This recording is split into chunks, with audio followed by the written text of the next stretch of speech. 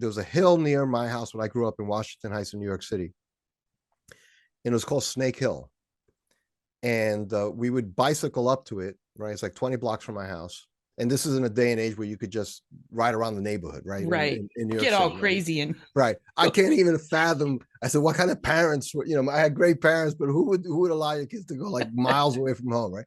But anyway, different time, right? And Snake Hill was really, and I've driven it as an adult.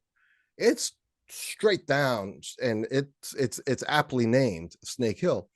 And the kids would go down there, bike down that hill, and then you'd zoom right onto Broadway, right? So that was kind of insane, right? Yeah. So, but my point is, there's a point where you're going down that hill where you realize I am not in control.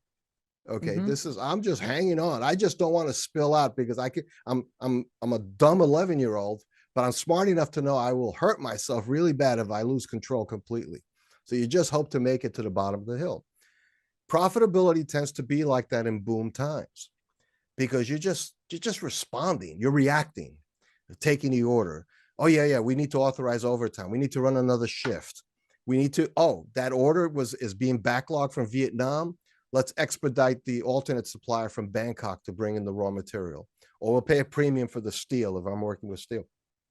All those things crush profitability. So you end up with a company that was, let's say, I don't know, round numbers, $10 million top line, and they're enjoying 12 million. So, hey, happy day, cigars all around. But profitability, where they used to enjoy, 800,000 EBIT at the end, it's actually shrunk or it's a slight loss. But we're growing. Is it really, is that really what you want to do?